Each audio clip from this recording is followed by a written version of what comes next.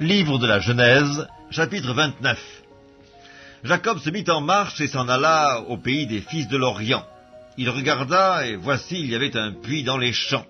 Et voici, il y avait à côté 3 troupeaux de brebis qui se reposaient, car c'était à ce puits qu'on abreuvait les troupeaux.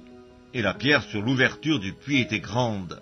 Tous les troupeaux se rassemblaient là, on roulait la pierre de dessus l'ouverture du puits, on abreuvait les troupeaux, et l'on remettait la pierre à sa place sur l'ouverture du puits.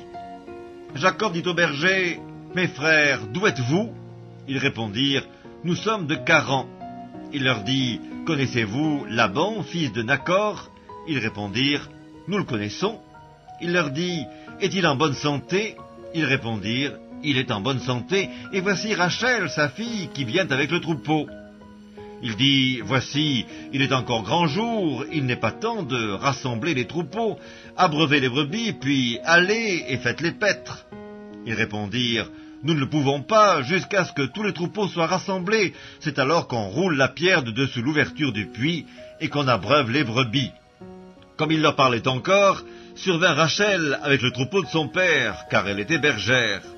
Lorsque Jacob vit Rachel, fille de Laban, frère de sa mère, et le troupeau de Laban, frère de sa mère, il s'approcha, roula la pierre de dessus l'ouverture du puits, et abreuva le troupeau de Laban, frère de sa mère. Et Jacob embrassa Rachel, il éleva la voix, et il pleura. Jacob apprit à Rachel qu'il était parent de son père, qu'il était fils de Rebecca, et elle courut l'annoncer à son père. Dès que Laban eut entendu parler de Jacob, fils de sa sœur, il courut au-devant de lui, il l'embrassa et il le fit venir dans sa maison. Jacob raconta à Laban toutes ces choses, et Laban lui dit, « Certainement, tu es mon os et ma chair. » Jacob demeura 1 mois chez Laban. Puis Laban dit à Jacob, « Parce que tu es mon parent, me serviras-tu pour rien? Dis-moi, quel sera ton salaire ?» Or Laban avait 2 filles, l'aînée s'appelait Léa et la cadette Rachel. Léa avait les yeux délicats, mais Rachel était belle de taille et belle de figure.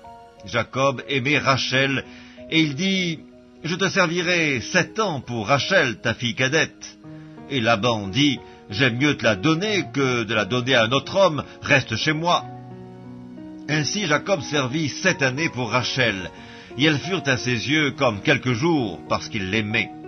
Ensuite Jacob dit à Laban, « Donne-moi ma femme, car mon temps est accompli, et j'irai vers elle. » Laban réunit tous les gens du lieu, et fit un festin. Le soir il prit Léa, sa fille, et l'amena vers Jacob, qui s'approcha d'elle. Et Laban donna pour servante à Léa, sa fille, Zilpa, sa servante. Le lendemain matin, voilà que c'était Léa. Alors Jacob dit à Laban, « Qu'est-ce que tu m'as fait? N'est-ce pas pour Rachel que j'ai servi chez toi? Pourquoi m'as-tu trompé ?» Laban lui dit, « Ce n'est point la coutume dans ce lieu de donner la cadette avant l'aînée. Achève la semaine avec celle-ci, et nous te donnerons aussi l'autre pour le service que tu feras encore chez moi pendant 7 nouvelles années. » Jacob fit ainsi, et il acheva la semaine avec Léa, puis Laban lui donna pour femme Rachel, sa fille, et Laban donna pour servante à Rachel sa fille, Bila, sa servante. Jacob alla aussi vers Rachel, qu'il aimait plus que Léa, et il servit encore chez Laban pendant 7 nouvelles années. L'Éternel vit que Léa n'était pas aimée, et il la rendit féconde, tandis que Rachel était stérile.